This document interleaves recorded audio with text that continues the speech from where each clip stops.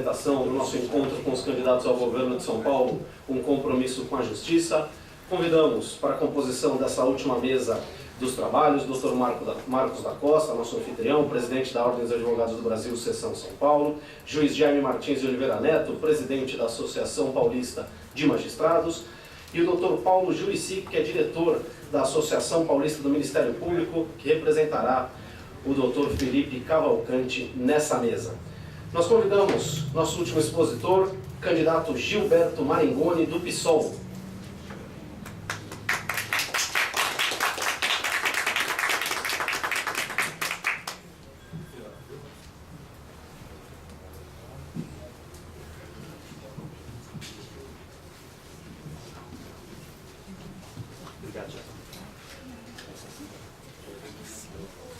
Para apresentar o candidato, com a palavra, Dr. Marcos da Costa.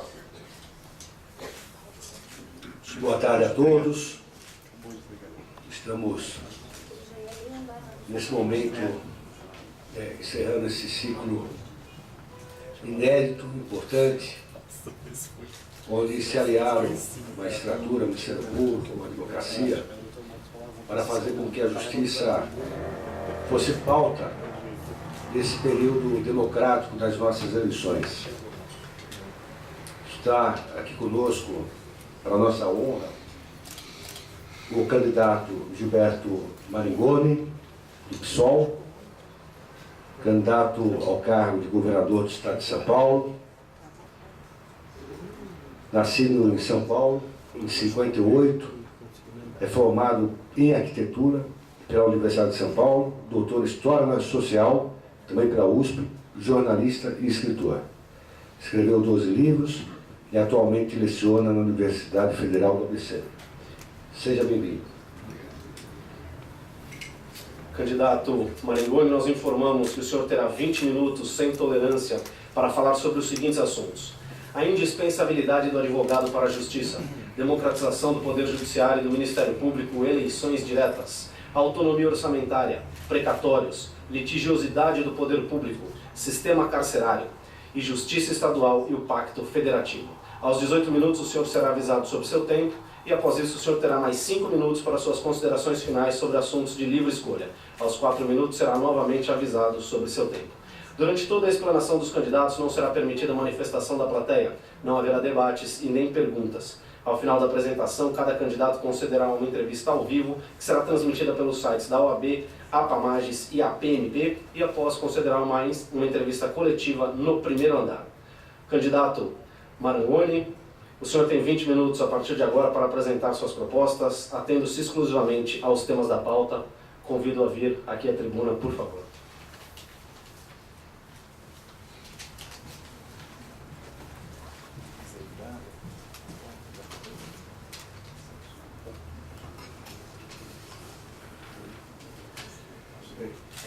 Eu quero dar boa tarde aos membros da mesa, Dr. Marcos da Costa, Dr. Jaime Martins de Oliveira Neto e o Dr. Paulo Juricic.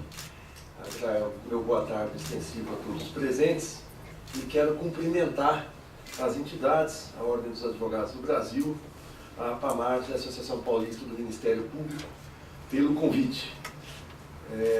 São 3 entidades importantíssimas, já enraizadas na vida pública de São Paulo, não apenas entre a classe dos advogados, e tem uma história na luta pela democratização do Brasil, especialmente nos anos 80, naquela jornada memorável das diretas já, na luta pela democratização, na luta contra o arbítrio.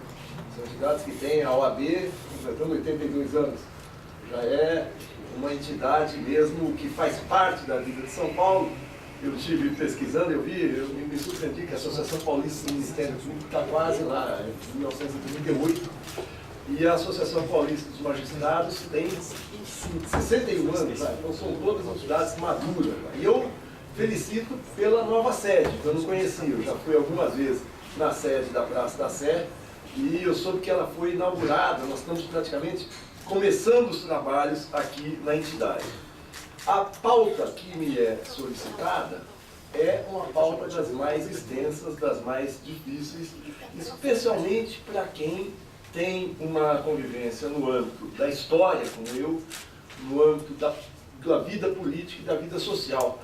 Mas essas pautas fazem parte da disputa e do nosso diálogo democrático e são essenciais serem colocadas em qualquer debate, num projeto de governo, num projeto alternativo como o que nós nos propomos a fazer.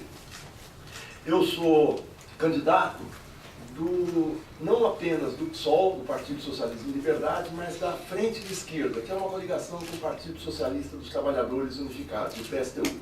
O nosso objetivo nessa campanha é tentar trazer à baila alguns temas que estão fora da agenda política do Estado e da vida pública há algum tempo. Notadamente o papel do Estado. O papel do Estado mudou nos últimos 20 anos. O Estado de São Paulo e o Estado brasileiro modificaram a maneira de intervir, e eu falo intervir, às vezes a palavra é carregada, mas vamos dizer de uma maneira mais clara, a possibilidade de planejar, de influir e de induzir o desenvolvimento.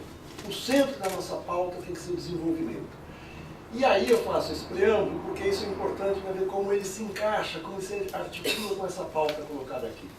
O desenvolvimento, no dizer de Celso Furtado, aliás, era formado também em Direito. Uma coisa que eu fiquei sabendo quando li as suas memórias, Celso Furtado diz o seguinte: o desenvolvimento econômico se difere muito do crescimento.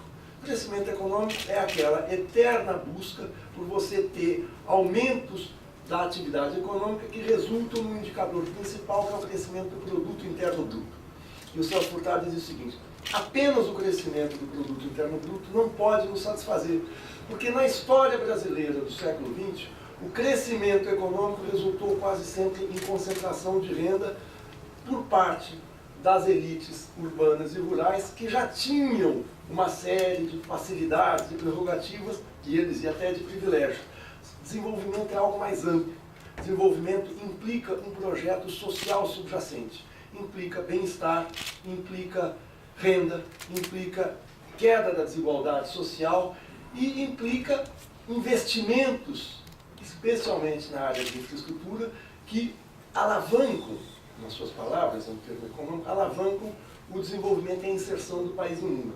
E ele concluía: o desenvolvimento econômico é um processo de transformação social. E o Furtado, numa outra oportunidade, numa entrevista, quase no fim da vida, aquela entrevista na REP, a Revista de Economia Política, editada pelo ex-ministro Bressan Pereira, dizia o seguinte: o único ente capaz de provocar, induzir, planejar e investir em acordos com a sociedade, com a iniciativa privada, é o Estado, é o poder público. Então, essa é a pauta. São Paulo viveu um processo de privatização acelerado nos anos 80, nós temos críticas a esse processo, mas é nessa disputa pelo desenvolvimento que eu reputo como tão importante quanto a disputa pela democracia nos anos 80 é que norteia a nossa candidatura, é que norteia o diálogo que a gente quer fazer com a sociedade organizada, que a gente quer fazer nos meios de comunicação, nos debates que nós temos participado e em toda oportunidade em que a candidatura pode se colocar como essa, que é uma oportunidade de ouro que nós temos. O marco fundador da nossa democracia é, como todos os senhores e senhoras sabem melhor que eu, a Carta de 1988.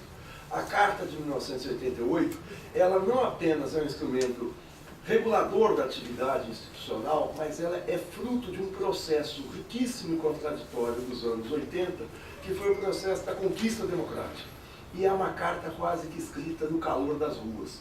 A Carta de 88, ela é uma carta que pode ser lida e a gente, parece que no filme a gente consegue perceber que ela tem muito das demandas das diretas já, que ela tem muito daquelas demandas dos anos 80 que tentavam superar não apenas o arbítrio, mas uma crise econômica.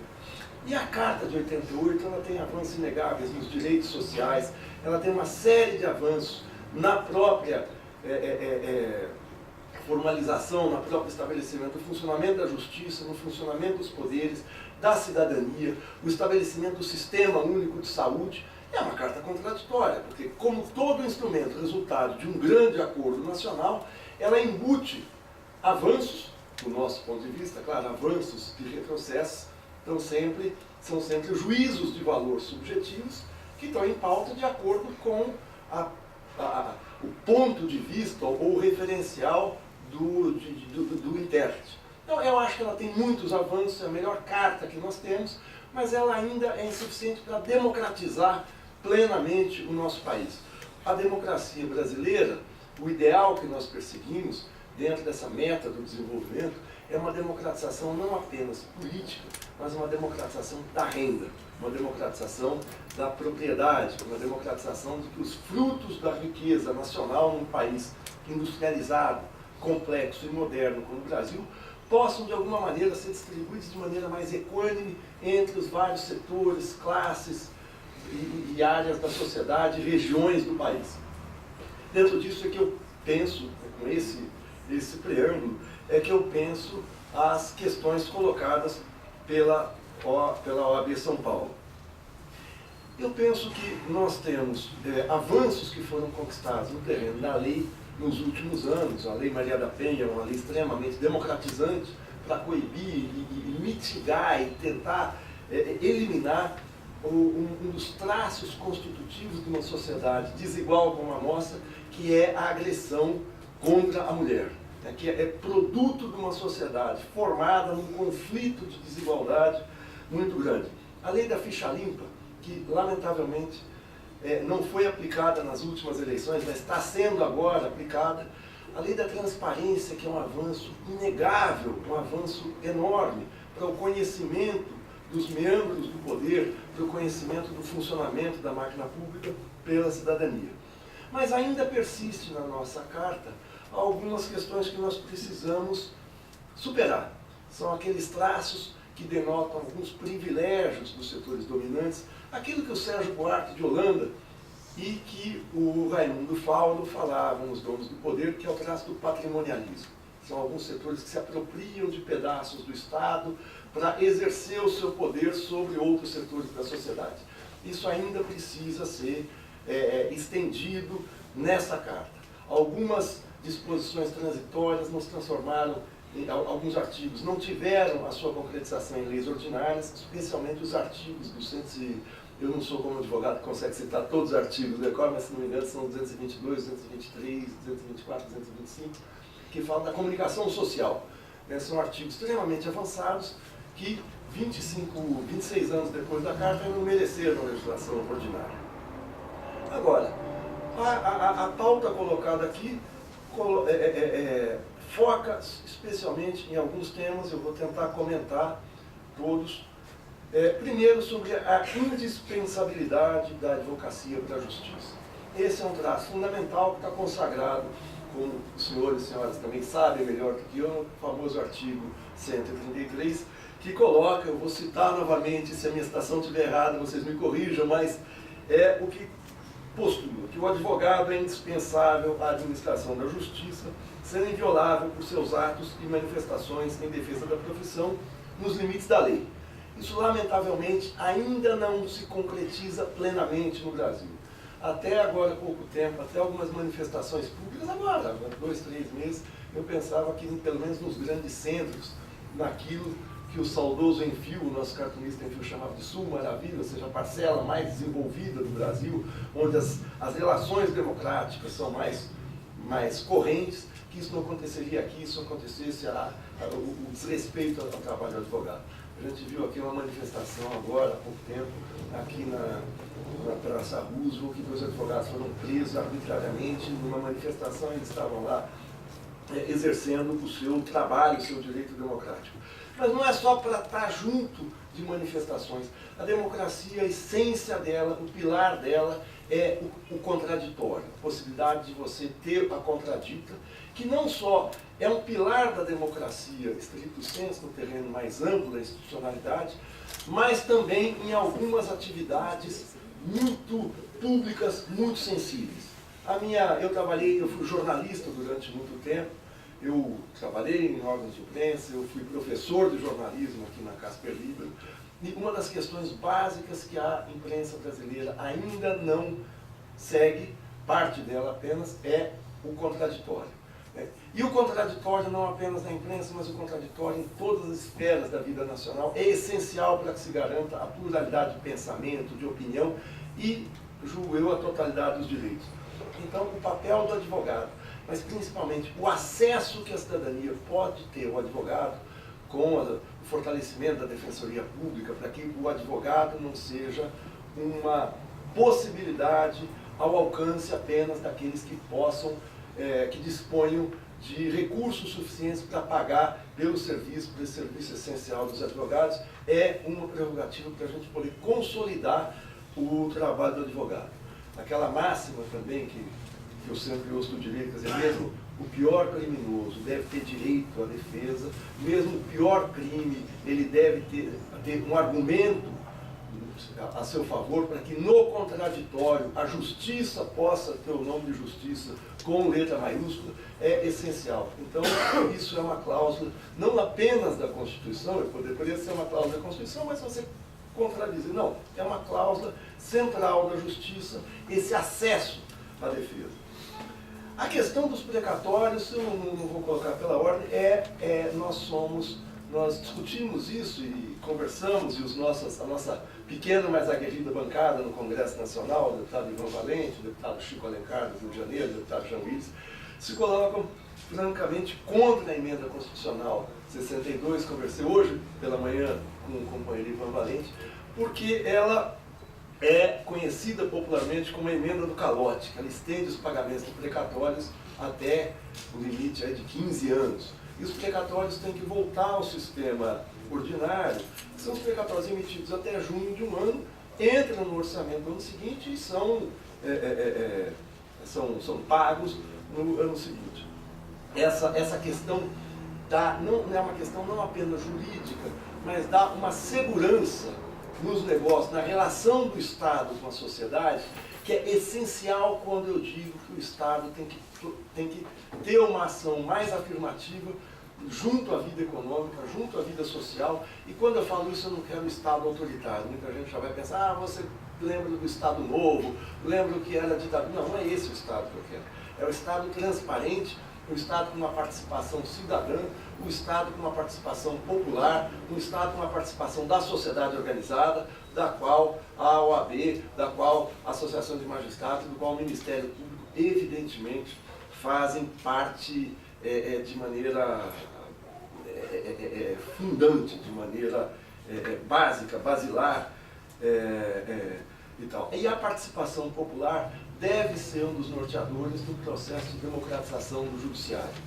Entre os três poderes, o judiciário ainda é aquele que, embora nós tenhamos uma justiça bastante desenvolvida, uma justiça que está presente, a justiça é um pedaço do Estado, a justiça não apenas é um poder do Estado, mas ela é um representante do Estado na vida social, para que a justiça possa ser exercida plenamente, mas o Poder Judiciário ainda é o menos permeável, o menos, digamos, transparente dos poderes da República. O Congresso Nacional é um pouco assim, aquele que todo mundo fala, todo mundo critica, todo mundo está todos os dias nas televisões, está todos os dias na imprensa.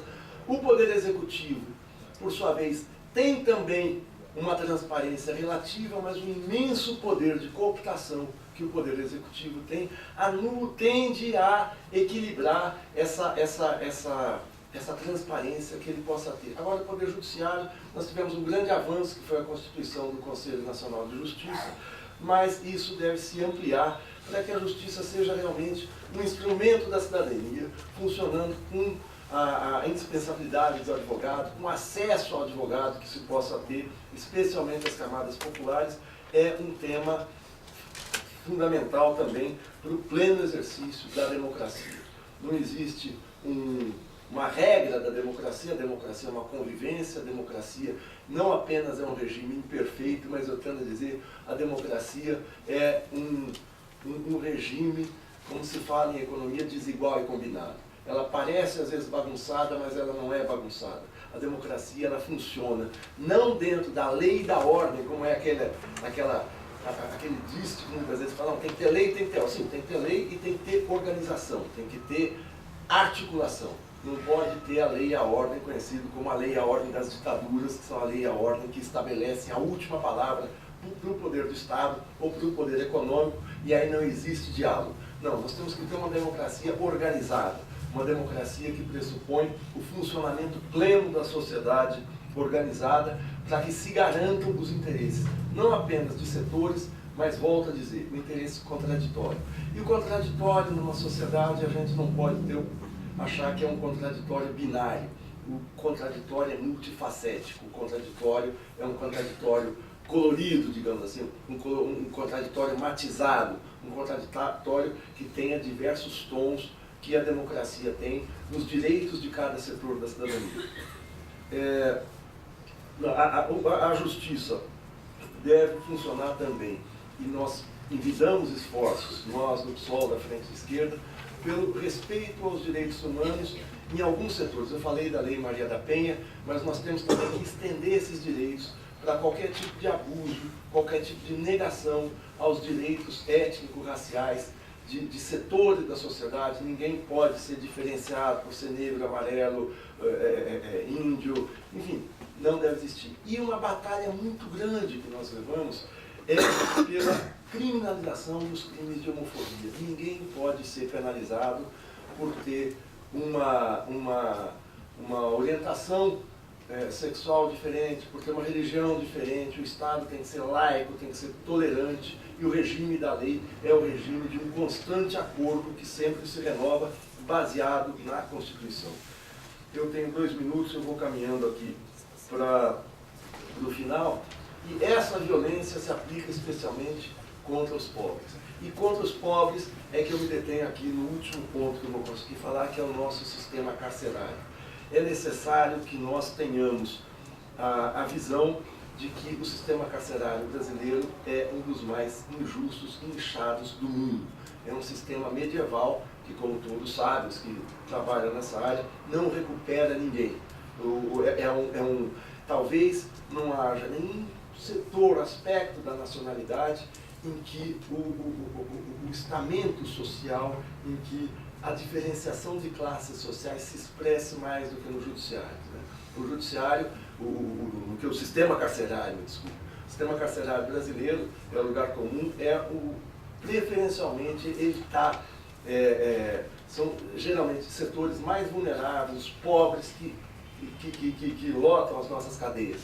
É claro que é preciso ver essa criminalidade, ninguém está dizendo para passar a mão na cabeça de ninguém, mas o sistema carcerário nosso precisa deixar de ser medieval, precisa recuperar a cidadania e precisa também deixar de ser tão classista como ele é. Isso passa por investimentos do Estado, isso passa por agilizar a justiça, isso passa por democratizar a justiça, mas, sobretudo, passa pelo trabalho da advocacia, passa pelo trabalho do Ministério Público, passa pelo trabalho dos magistrados.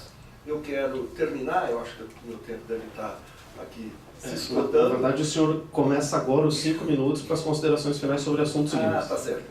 Então, tá certo. Então, nessas considerações finais, e 5 minutos é um tempo maior do que os 2 que eu tinha, é o seguinte: a democratização da sociedade brasileira, eu quero me deter nisso, ela não passa apenas pela liberdade de imprensa que se fala, mas pela democratização de alguns setores da sociedade. A democratização da mídia, a democratização dos meios de comunicação é essencial também para o funcionamento da justiça. Não se pode mais a sociedade ficar à mercê dos assassinatos, das destruições de reputações cometidos pela imprensa.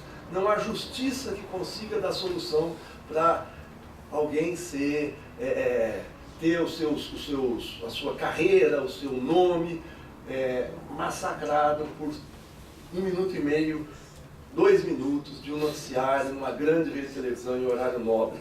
Nós temos que voltar a ter na imprensa algumas características que nós tínhamos e perdemos, que é o direito de resposta, que é aplicar a Constituição no que tange nos artigos de comunicação social, que é impedir a formação de monopólios, porque eles impedem o contraditório.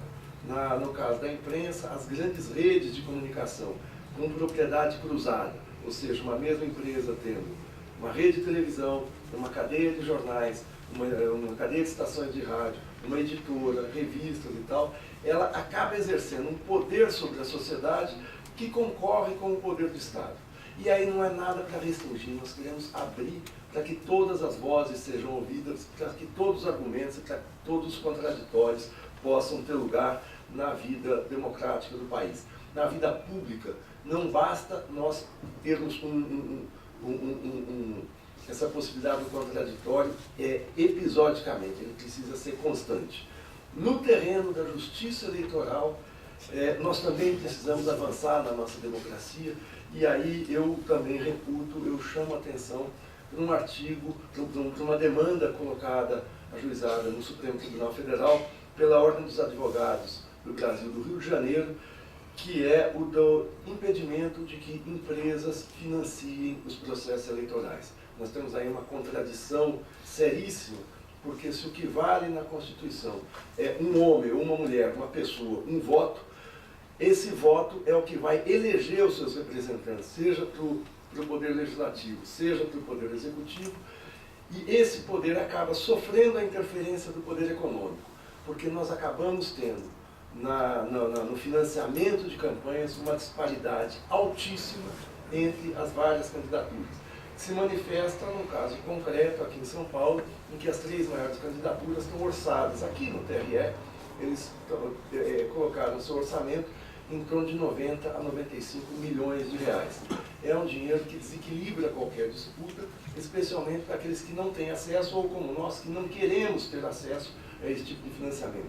Essa ação na OAB pode fazer voltar a uma situação jurídico-política que nós tínhamos até 1994, que é uma equidade maior na disputa eleitoral. Na disputa eleitoral, como é colocada hoje, uma liderança popular, uma liderança que não esteja ainda no jogo político, não esteja entrosada com o poder econômico, pouquíssima chance tem de se colocar com real competitividade nas disputas.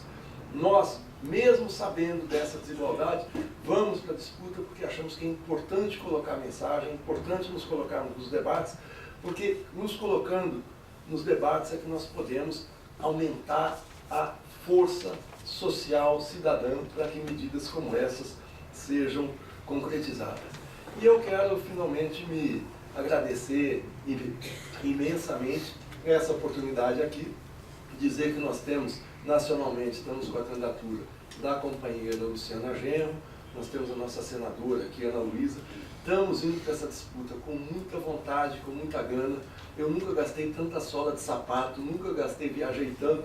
Nós brincávamos agora com o presidente Marcos da Costa que ele vai fazer, eu quero completar um roteiro gourmet de restaurantes de estrada ou de lanchonetes de aeroporto, onde tem a melhor coxinha, onde tem a melhor empada, porque o candidato não dorme mais. Mas não dorme e não reclama, porque é extremamente prazeroso do ponto de vista pessoal e é extremamente, uma tarefa cívica que todos nós temos que viemos aqui, eu sou o último, todos têm, são pessoas bem intencionadas, eu conheci cada um deles, são pessoas cordatas, o que nos diferencia é o projeto político, são as opiniões que tem, e é nesse embate e em oportunidades como essa que a gente pode esclarecer, nos colocar e ajudar a construção dessa democracia imperfeita brasileira, que vai seguir sendo imperfeita, mas nós queremos que ela seja, que a parte funcional dela, não vou dizer perfeita, mas a parte positiva, cada vez mais mitigue e reduza as imperfeições,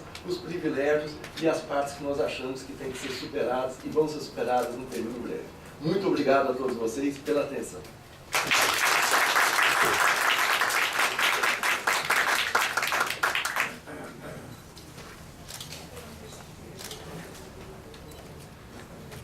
Nós agradecemos a apresentação do candidato do PSOL, Gilberto Maningoni. Passamos a palavra ao Dr. Paulo Juricic para as considerações finais desse encontro, em nome da Associação Paulista do Ministério Público.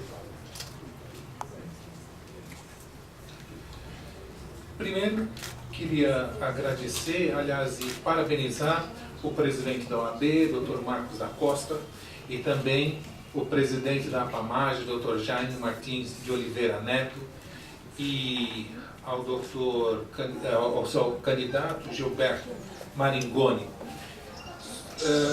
Senhor presidente, eu quero dizer rapidamente que essa iniciativa da OAB, junto com a APAMAGES e a Associação Paulista do Ministério Público, tem por objetivo, eu acho que, amparar a festa que é a democracia. Aliás, o ápice da festa é exatamente a eleição. E aqui, senhor presidente, dando oportunidades para os candidatos se apresentarem da maneira que eles quiserem se apresentar e com o horário para todos eles da mesma forma e dando oportunidade para eles se conhecerem. Senhor presidente, ninguém é dono da verdade. Então, nós temos que ouvir as partes e para chegar a alguma conclusão. E ouvir os contrários também. E isso enriquece também o debate político. Senhor presidente, mais uma vez, parabéns, muito obrigado.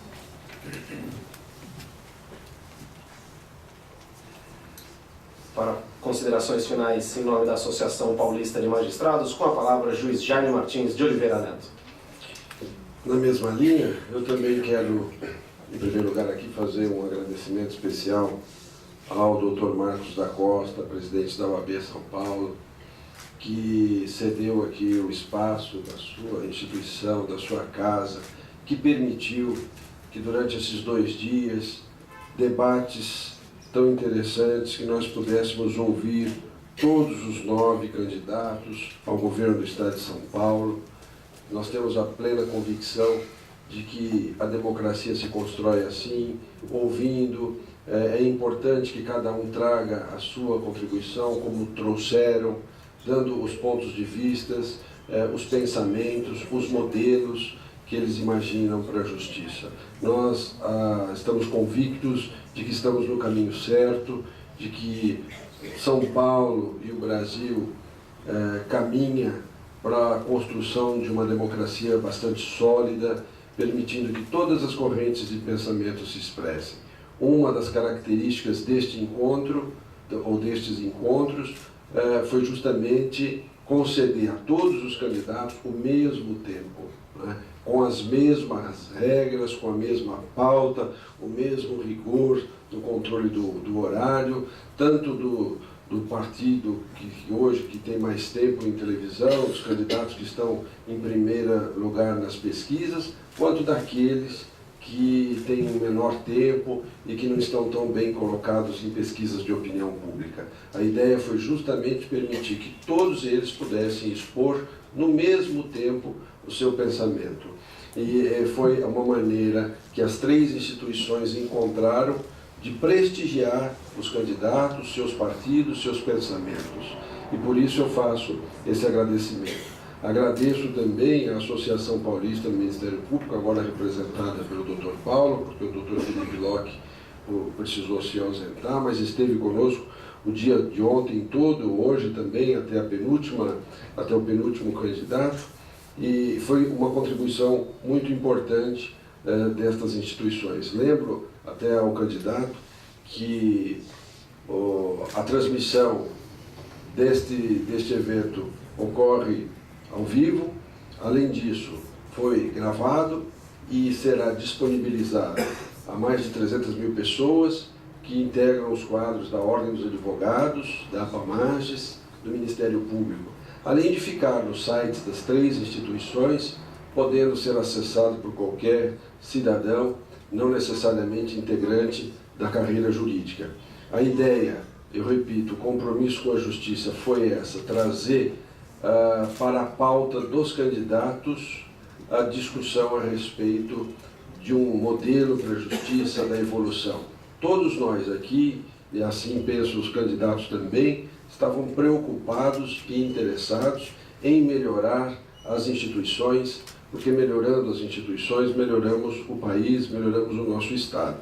Então, estou convicto que alcançamos esse resultado, senhor presidente, e também a PMP, porque os debates foram de alto nível, os candidatos mostraram-se preocupados, atenderam ao chamado, todos sem exceção, e isso demonstra que acertamos na realização conjunta deste evento. Então, em nome da APAMAGES, dos magistrados do Estado de São Paulo, juízes, desembargadores da ativa e aposentados, eu deixo os agradecimentos ao candidato, à Ordem e à Associação Paulista do Ministério Público e a todos os que aqui compareceram e aqueles que nos assistem pela internet. Então, muito obrigado em nome da nossa associação. Para promover o encerramento dos trabalhos, as considerações finais em nome da Ordem dos Advogados do Brasil, Seção São Paulo, com a palavra, Dr. Marcos da Costa. Eu inicio agradecendo mais uma vez o nosso candidato, Gilberto Marigoni, por ter nos honrado comparecendo a esta casa, apresentado as suas ideias, as suas propostas e tratado um tema que nos é tão sensível, que é o tema da justiça.